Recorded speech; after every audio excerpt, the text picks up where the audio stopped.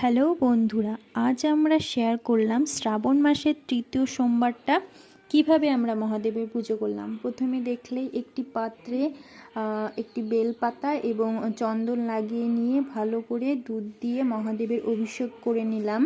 তারপর ফুল মিষ্টি ফল মহাদেবকে অর্পণ করলাম। তারপর এই যে ভালো করে ধূপ, তারপর প্রদীপ, তারপর ধূপকাঠি ভালো করে দেখিয়ে নিলাম।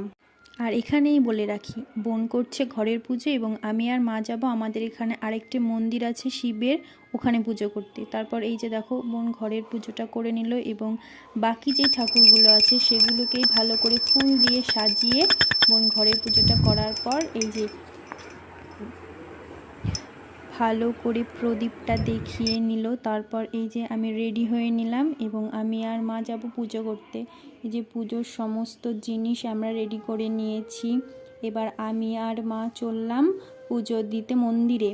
এই যে মন্দিরে যাচ্ছি আমরা, আমাদের এখান থেকে খুব বেশি দূরে নয়, 1 মিনিটের রাস্তা বললেই চলে। তারপর গিয়ে আমি মহাদেবকে ভালো করে দুধ দিয়ে অভিষেক করে নিলাম। তারপর ফুল বেল পাতা এবং ফুল মহাদেবকে অর্পণ করে নিলাম। এই যে জল ঢেলে নিলাম। তারপর আমি আমাদের এখানে শিব মন্দিরের পাশে আরেকটি মন্দির আছে, সেই মন্দিরে গিয়ে ঠাকুরকে প্রণাম করে নিলাম। আজকে ভিডিওটা এই পর্যন্তই। তোমাদের যদি ভালো লাগে তাহলে প্লিজ সাবস্ক্রাইব করে দেবে। দেখা হবে অন্য একটি ভিডিওতে। বা